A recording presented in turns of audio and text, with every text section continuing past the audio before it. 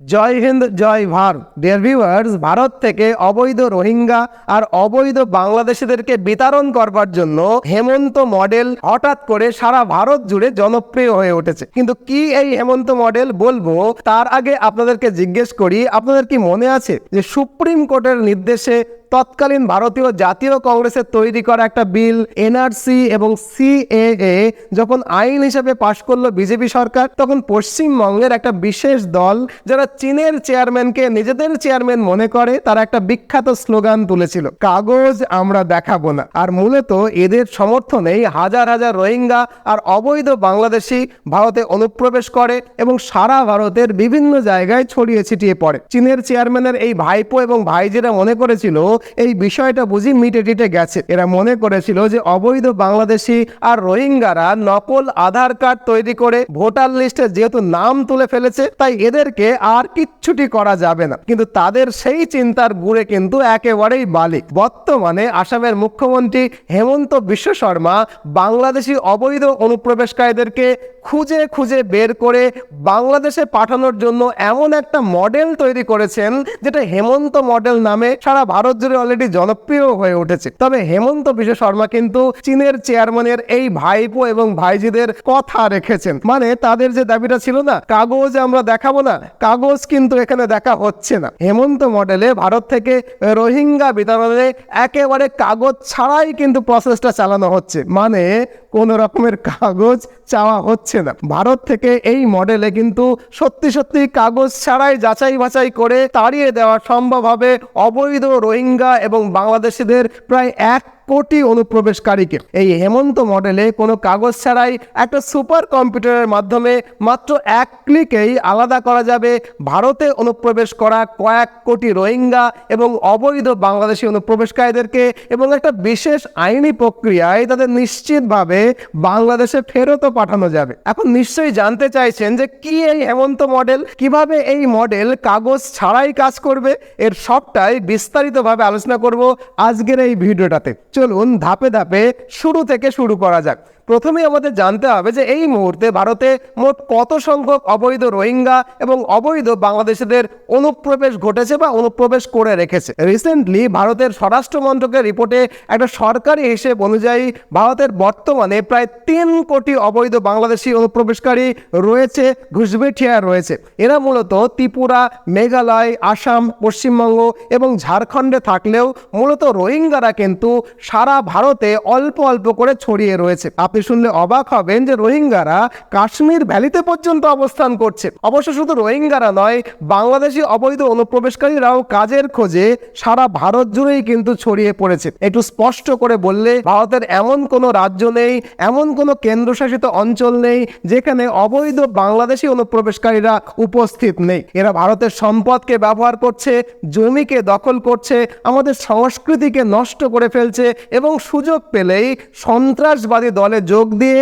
ভারতে সন্ত্রাস ছড়াচ্ছে। সত্যি কথা বলতে কি, ভারতের অধিকাংশ সন্ত্রাসবাদী কর্মকাণ্ডের সাথেই কিন্তু রোহিঙ্গা এবং বাংলাদেশি এই অবৈধ অনুপ্রবেশকারীদের যোগ রয়েছে।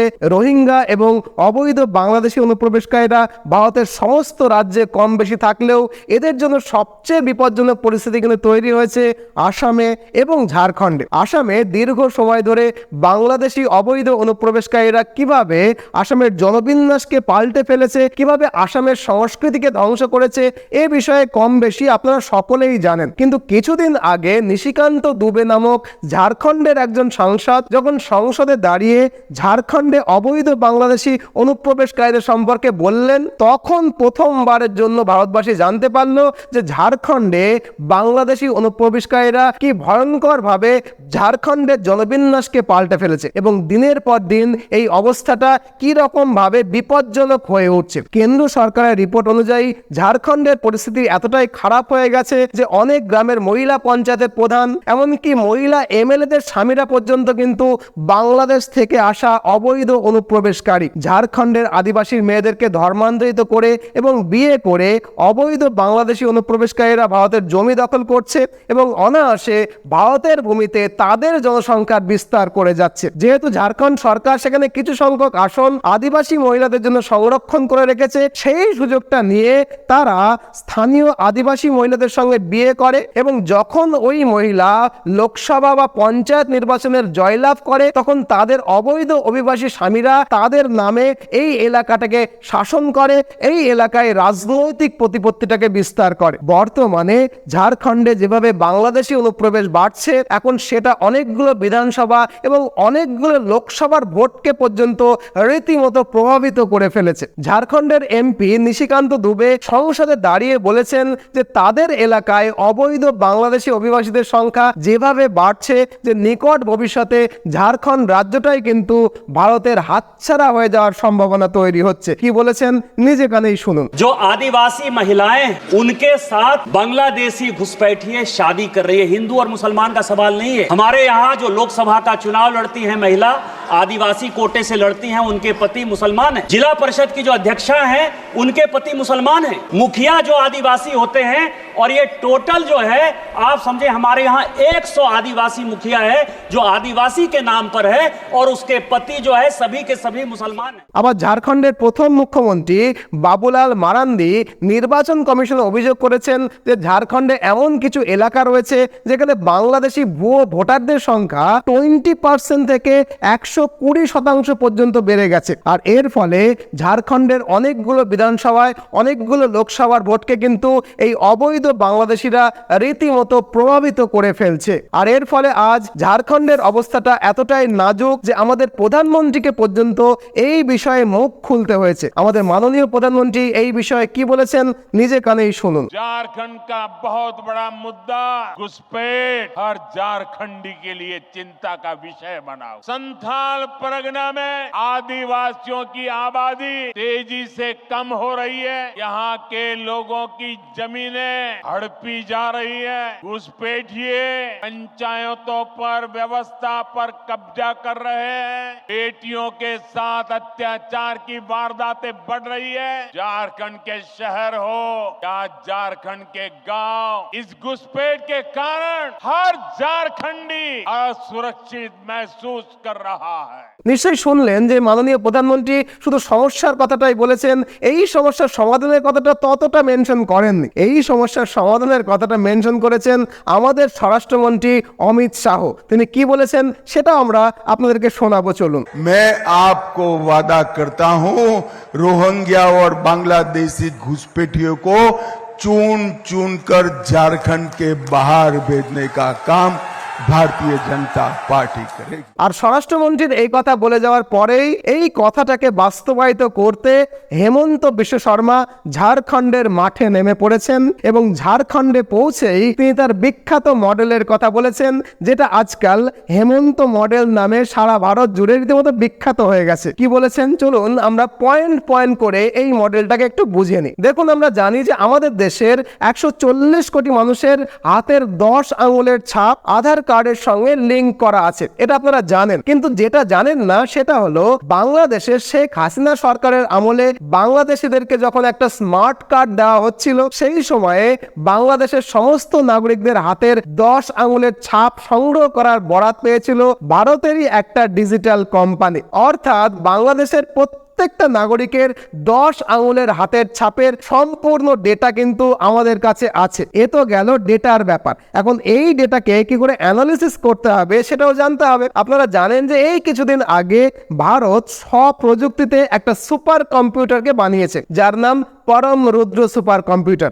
এই সুপার কম্পিউটার এক নিমিষে কোটি কোটি ডাটা অ্যানালিসিস করতে সক্ষম। অবশ্য এমন নয় যে এটা আমাদের দেশের প্রথম সুপার কম্পিউটার, তবে এটা আমাদের স্বপ্রযুক্তিতে তৈরি প্রথম কম্পিউটার। আর এই স্বপ্রযুক্তিতে তৈরি সুপার কম্পিউটারের সাহায্যে কয়েকশো কোটি ডাটা একসাথে অ্যানালিসিস করাটা কিন্তু কোনো ব্যাপারই না। এখন যদি আমরা 140 কোটি ভারতীয় মানুষের 10 আঙুলের ছাপ এবং 16 কোটি বাংলাদেশিদের 10 আঙুলের ছাপ চাপ একসঙ্গে এই সুপার কম্পিউটারে আপলোড করি, তাহলে সুপার কম্পিউটার মাত্র 8 থেকে 10 ঘন্টা অ্যানালিসিস করেই ভারতবর্ষে অবস্থিত বাংলাদেশি নাগরিকদের আধার কার্ড নম্বরকে চিহ্নিত করে ফেলতে পারবে এবং এর পরের অ্যানালিসিসে আমরা ওই আধার কার্ড নম্বরধারী ব্যক্তিদের নাম ভোটার লিস্টে কত সালে উঠেছে সেই ডেটাকেও কিন্তু অ্যানালিসিস করে জেনে যাব। যদি দেখা যায় যে 10-12 বছরের মধ্যে এদের ভারতের ভোটার লিস্টে নাম উঠেছে, তখন স্বাভাবিকভাবে প্রশ্ন উঠবে যে এর আগে এরা কোথায় ছিল, মানে এর আগে তারা কোন রাজ্যে ছিল। যদি তারা সঠিকভাবে বলতে পারে যে এর আগে তারা অমুক রাজ্যে ছিল, তমুক রাজ্যে ছিল, তখন গিয়ে সেই রাজ্যের ভোটার লিস্টে আমরা খুঁজে দেখব। এটাও কিন্তু সুপার কম্পিউটারের সাহায্যে যে সত্যি তারা বলছে কিনা। যদি পাওয়া যায় তো ভালো, আর যদি না পাওয়া যায় তাহলে আমরা বুঝবো এই ভদ্রলোক অবৈধ বাংলাদেশি অনুপ্রবেশকারী ঘুষবেঠিয়া। এখন এই বিষয়ে কি বলেছেন হেমন্ত বিশ্ব শর্মা, আমাদেরকে অবশ্যই একটু নিজে কানেই শুনতে হবে। कानूनन पूरा जितना भी प्रोसेस करना है सब प्रोसेस किया जाएगा। अंत में अगर आप अपने आप को प्रूव नहीं कर सकते हो कि मैं भारत का नागरिक हूं, तो आपको कानून का रास्ता से ही हम धक्का मार मार के बांग्लादेश भेज दूंगा। देखिए, वोटर लिस्ट में कब से है? आप वोटर लिस्ट में 2026 में है, 2021 में है, उसका पहले आपका नाम कहाँ था? अगर आप भारत का नागरिक है, आपका उम्र 40 साल है, 2026 में आपका नाम झारखंड में है, 2021 में आपका नाम झारखंड में है, इसका पहले नाम कहाँ थे? वही पूरा खेल है। हम लोग 2001 से वोटर लिस्ट का जांच करूंगा, भाई ये बंदा का यहाँ नाम नहीं था, से में नाम है, से में नहीं था, सोडा में है, सोडा में नहीं था, 21 में है, पहले आप कहाँ था? अगर वो बता देते हैं कि पहले मेरा नाम बिहार में था, पहला मेरा नाम बंगाल में था, पहले मेरा नाम असम में था, मेरा नाम दिल्ली में था, तब ठीक है, कोई आपत्ति नहीं। लेकिन अगर दिखा नहीं सकता है कि पहले हमारा नाम कहाँ है, तब तो प्रथम दृष्टि में आपका ऊपर संदेह जाएगा ही जाएगा।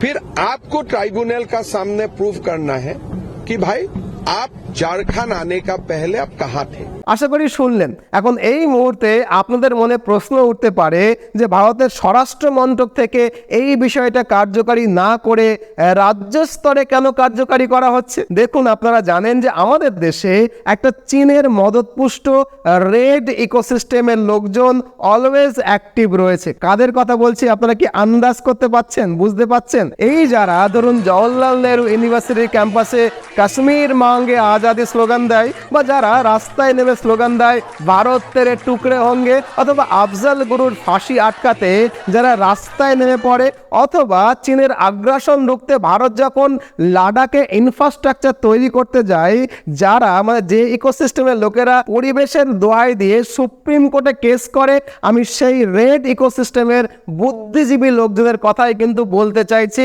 আশা করি আপনাদের বোধগম্য হচ্ছে। এখন এই সমস্ত ইকোসিস্টেমের বুদ্ধিজীবীরা ভারতে এতটাই অ্যাক্টিভ যে এখনই কেন্দ্র স্তর থেকে কোনো পদক্ষেপ নিতে গেলে তারা ভারত জুড়ে হল্লা করতে শুরু করবে। আল জাজিরা টিভি চ্যানেলের সাংবাদিককে ডেকে নিয়ে এসে বিষয়টাকে আন্তর্জাতিক মহলে তুলতে চাইবে। হওয়া কাজটা যাতে না হয় তার সব রকম ব্যবস্থা কিন্তু করতে শুরু করে দেবে এই ইকোসিস্টেমের লোকেরা। আর তাই কেন্দ্রীয়ভাবে এনআরসি এবং সিএএ কে লাগু না করে একটা একটা করে রাজ্যের একটা একটা করে জেলা ধরে ধরে বিষয়টাকে কিন্তু ইমপ্লিমেন্ট করা হবে। মনে রাখতে হবে যে একদিনে যেহেতু এই অনুপ্রবেশটা ঘটেনি, তাই এনআরসি এবং সিএটাও কিন্তু একদিনে লাগু করাটা সম্ভব নয় বা উচিত হবে না বলে আমার মনে হয়।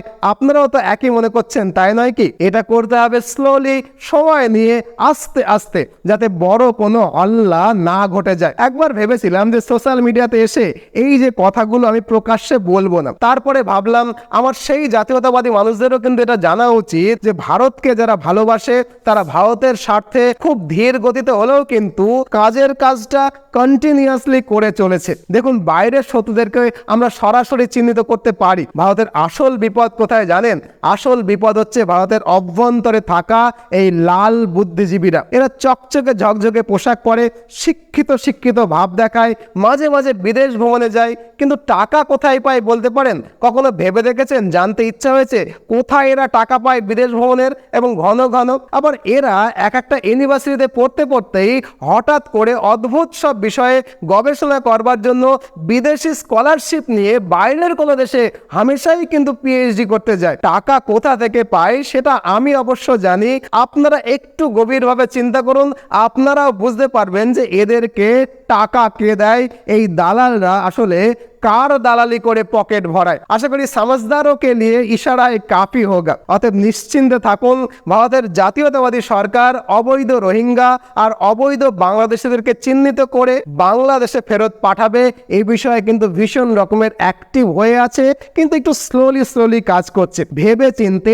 ধৈর্য নিয়ে পা ফেলছে। ভারতকে অবৈধ রোহিঙ্গা এবং বাংলাদেশি মুক্ত করা এটা এখন শুধু সময়ের অপেক্ষা। তবে এরপরেও আমাদেরকে সাবধানে পা ফেলতে হবে, কারণ ওই যে বললাম লাল বুদ্ধিজীবীরা ভারতে এখনো সমানভাবে অ্যাক্টিভ হয়ে রয়েছে। তবে এরা যদি ট্যাফু করতে শুরু করে আমরাও কিন্তু রেডি থাকবো এদের মুখোশটাকে খুলে দেওয়ার জন্য।